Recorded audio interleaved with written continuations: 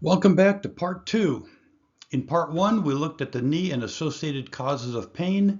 In part two, we will take a deep dive into crank lengths. In this part two of the presentation, we will focus on crank length and the biomechanical advantages and disadvantages. So what is crank length? Crank length is defined as the distance between the center of the pedal spindle and the center of the bottom bracket spindle of a crank arm measured in millimeters. There are many different recommended lengths by calculators for a given inseam and height. In the right half of this slide, I ran my measurements, 6 foot and 33-inch inseam, through 15 different crank length calculators, and here are the results. This is my formulas. I had 2 for 170, 6 at 172.5, 4 at 175, 1 at 180, and if I was on a BMX, 1 at 185. In the left hand of the slide, I ran a 6-foot male and a 5'4" female through 5 static formula-based calculators where you just plug in numbers into their formulas. And we got, for the 5'4" female, we got a 145 crank, a 153.425. One other calculator recommended a 175 for a 5'4" female. 153, 153, 159. I feel the red ones are a little bit too long and the green ones are a little bit on the long side. This female actually runs this crank length. 6-foot male, we ran anywhere from 165, 173, 194, 166, 161, 72.5. This 6-foot male runs a 165. So you can see that the lengths are all over the place. So what are the available crank lengths out there for shorter or right-sized cranks? Well, the big three, Shimano, Campanolo, and SRAM, have a 160 offering, a 165, 167.5, 170, all the way to 177.5. Rotor, you can get down to 150, 155, 160, 165, etc. Cob, down to 145, 150, and 155. Others you can run all the way down to about 100 to 130, 140, etc. One of the main problems is usually the cyclist will ride whatever came on their bicycle, ignoring the pain. They believe that the manufacturers are going to look out for them and put the right equipment and the right components on their bikes. The other problem is that a lot of fitters will fit the cyclist using whatever components that came on the bicycle. We, on the other hand, place riders in their safe zone and adjust for maximum comfort and or power output while keeping them in their safe zone. The biomechanical advantages as to why shorter cranks are better.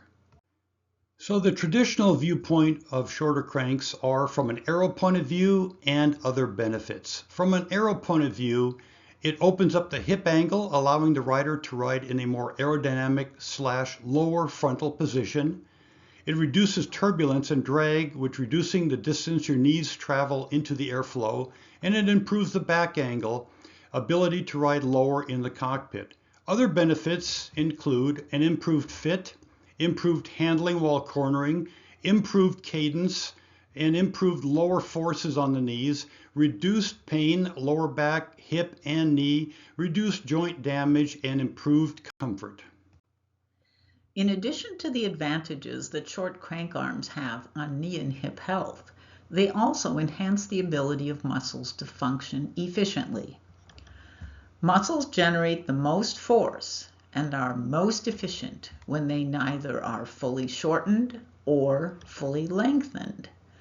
Practically speaking, we experience this when we compare the effort we have to exert to climb large rise stairs compared to short rise stairs. It is much easier to run up short rise stairs for extended periods of time because the muscles are functioning in their mid-range of motion, neither fully shortened or fully lengthened. There are several physiological reasons for this. Sarcomere overlap. Muscle fibers shown here, are comprised of muscle cells called sarcomeres. The force that a muscle can generate is related to how the actin and myosin fibers and filaments within the sarcomeres interact with each other.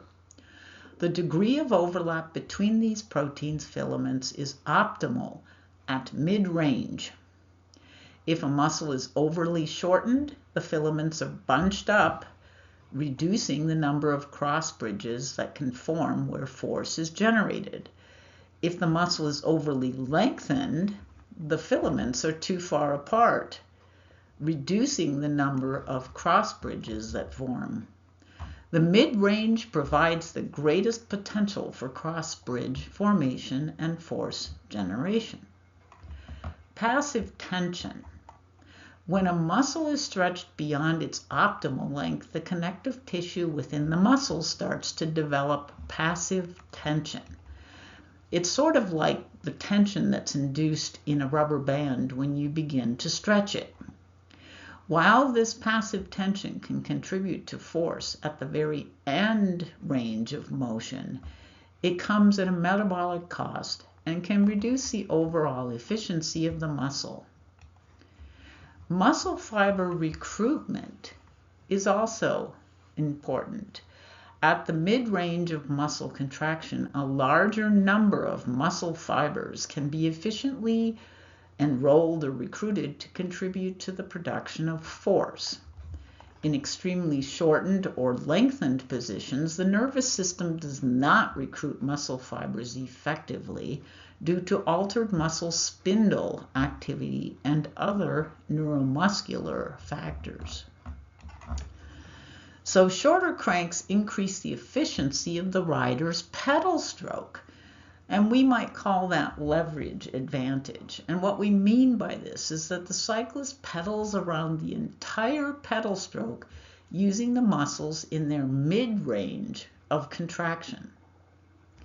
Additionally, shorter cranks open the hip angle, reducing impingement. They also open the knee angle, allowing the cyclist to begin to apply power to the downstroke immediately after the top of the pedal stroke. And finally, short cranks reduce the distance of the back pull-up phase of the pedal stroke from 6 to 12 o'clock, increasing the efficiency of the pedal stroke. Let's take a closer look at how longer cranks can negatively impact cycling biomechanics. On this slide, we've listed two major biochemical consequences that use of too long of crank arms can have on a cyclist, and how these changes in biomechanics can contribute to riding pain and injury. Long crank arms can reduce power output and cycling efficiency, and they do this by limiting hip extension. Hip extension is crucial for generating power in the downstroke of the pedal cycle. Too long of crank arms can limit your ability to fully extend your hip, thereby shortening the effective power phase. You're essentially losing out on a portion of the pedal stroke where you could be contributing force. Longer crank arms also lead to compensatory movements. Your body will try to compensate for limited hip extension, and compensatory changes might include recruiting other muscles inefficiently. For example, muscles in your lower back, your glutes and hamstrings may have to work harder to make up for reduced hip extension, and those lead to fatigue and potential overuse injuries. You may also experience rocking or wiggling in the saddle. Longer cranks may reduce your ability to reach the bottom of the pedal stroke. To compensate, you might start rocking your hips slightly or shifting your weight from side to side on the saddle. This wastes energy and reduces stability. Long crank arms can also alter pedal stroke mechanics. So they can lead to high knee positions. Long crank arms can encourage a higher knee position at the top of the pedal stroke, which can be inefficient if it reduces the ability of the cyclist to apply maximal force through the power phase of the pedal stroke from 12 to 6. They can also induce ankle issues. To compensate for the longer reach to the bottom of the pedal stroke with long cranks, cyclists may overextend or overplant their foot to get more reach to the pedal, and this can result in ankle pain and increased fatigue. Longer cranks, while reducing power and altering pedal stroke, can increase the risk of cycling-induced pain and injury. Cyclists might complain of lower back pain. This results from changes in cycling biomechanics that can lead to muscle strain and pain in the lower back as the rider tries to compensate for overly long crank arms. And excessive lumbar extension can contribute to back pain. You might experience knee pain. Altered pedal stroke mechanics can place undue stress on the knee joint, potentially contributing to patellofemoral pain syndrome or other knee issues. Hip impingement. In some cases, restricted range of motion at the hip could lead to hip impingement or femoroacetabular impingement, a condition in which the femur and acetabulum rub against each other during movement. Finally, IT band syndrome. Finally, long crank arms can contribute to imbalances in the hip muscles, potentially leading to IT band tightness and eventually knee pain due to rubbing of the IT band on the outside of the knee.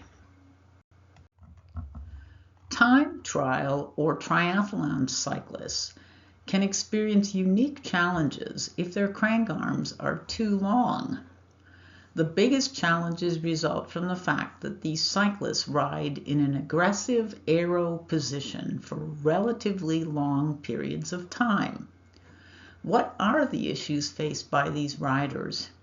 Here we have listed 4 possible challenges faced by time trial bike riders who spend significant time riding in an aggressive aero position with too long cranks.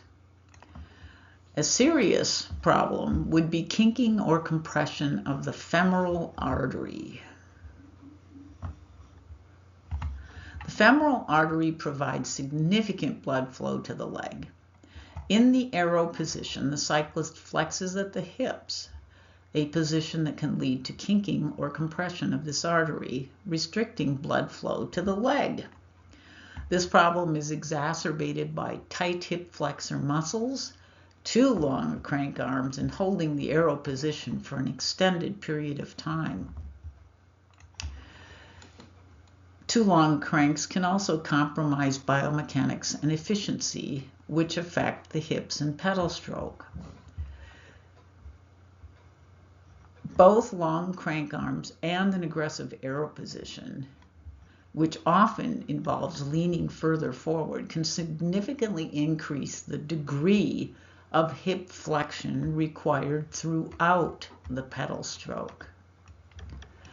Increased hip flexion can exacerbate or contribute to femoroacetabular impingement, as previously discussed. When hip flexion increases, knee flexion may need to increase to achieve the top dead center of the pedal position, and this may induce the cyclist to compensate to complete the pedal stroke. Longer crank arms definitely can increase the risk of muscle strain and injury in the aggressive aero position. Longer crank arms require a greater range of motion from muscles, particularly the hip flexors, glutes, and hamstrings, and this can lead to fatigue strain, or even tears in muscles, especially if the muscles are not adequately conditioned. Longer crank arms can lead to compensation and imbalances. The body may start to compensate for the increased range of motion required with longer cranks by recruiting other muscle groups inefficiently, which can lead to imbalances and increased risk of injury. Long crank arms can also reduce cycling stability and control. So leaning further forward due to long crank arms can affect your ability to steer and control the bike effectively, particularly during quick maneuvers. Finally, riding with longer cranks can lead to fatigue, and a fatigued cyclist is more likely to make errors in judgment or lose their balance, which would increase the risk of a crash. Why shorter cranks are better? A biomechanical advantage. Assuming that the bicycle is properly sized for the rider, bicycles come with crank lengths that allow the rider an adequate range of motion for the knees while also allowing adequate movement of the hip without impingement. Reduced knee angle flexion at the top of the pedal stroke. The most important aspect creates less shear and compressive forces on the knee. Reduced knee stress. Shorter cranks reduce the range of motion at the knee, which can alleviate stress on the patellofemoral joint and other knee structures. Improved cadence. Power equals force times velocity facilitates higher cadences, which can be more efficient and reduce peak forces. Better hip angle. Reducing hip impingement, a shorter crank can lead to a relaxed hip angle at the top of the pedal stroke. Reduced lever arm. Shorter crank requires less torque to achieve the same power output, especially at lower cadences. Faster transition speed through the dead spots, less inertia from the leg weight at the top and bottom of the stroke, greater ability to vary cadence, more options for greater gear selection and torque output. Little chart over here. The circumference on a 175 crank is 110 millimeters around. If you go down to a 155, it's only 974. So this goes with what we just said as an advantage. I've chosen 5 quick case studies that talk about shorter cranks helping riders reduce their patellofemoral pain syndrome. Just as a note, 100% of the riders that have had knee pain coming in for a bike fit that we put on the right size cranks had 0 knee pain after several weeks with the right size cranks. Case study number 1 is a 4'11", 38-year-old female amateur cyclist with chronic knee pain syndrome. She was 35 plus, California ITT state champion. She rode a 46 centimeter frame with 170 crank arms. She told me she had knee pain, limited power output, could not get over the top of the pedal stroke, and she was literally fighting the bike the whole route for the individual time trial. We switched from 170 to 145 cranks.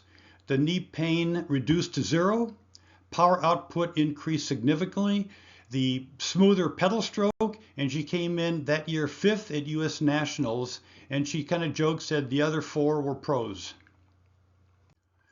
Case study, a 5'6" 24-year-old domestic pro on the KHS Maxxis Pro team, inflamed knees, chronic PFPS for 12 months. We switched from 172.5 millimeter cranks to 165. The result, immediate reduction in pain to 0. 2 days later, he raced at the Manhattan Beach Grand Prix. Pro 1-2, came in 12th place. Not bad after being off the bike for a year. 65-year-old female, recreational cyclist, 4'11", with chronic knee pain.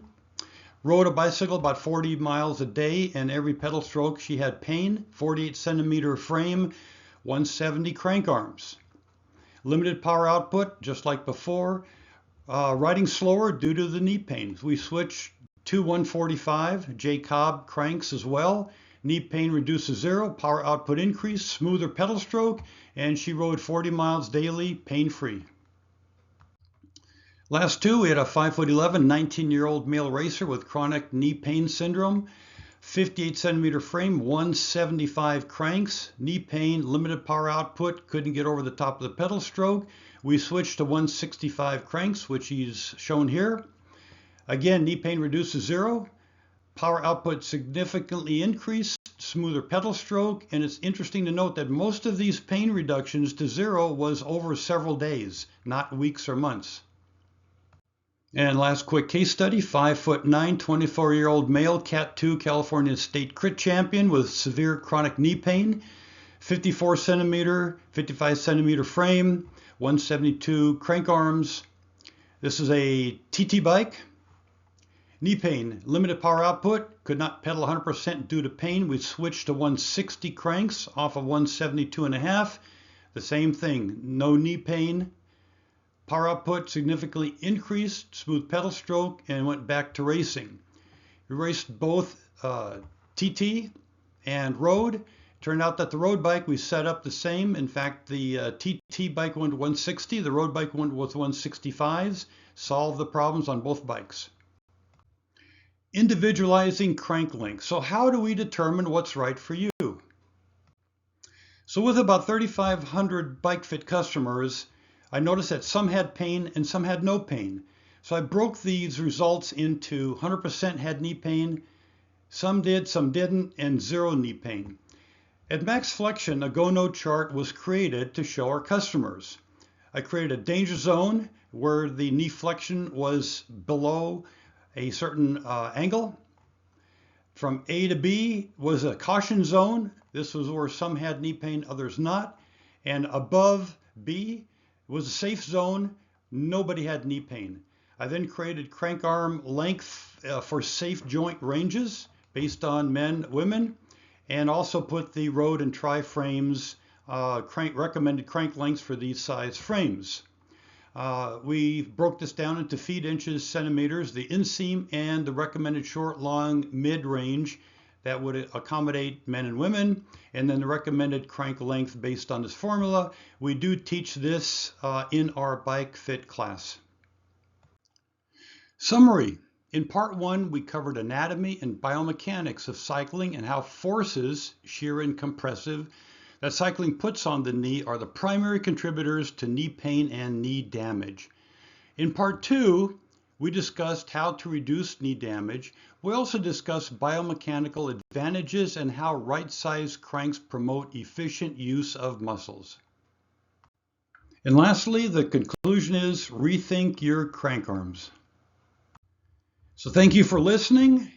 If you have any questions or comments, please leave them below, and we hope to see you in the next video.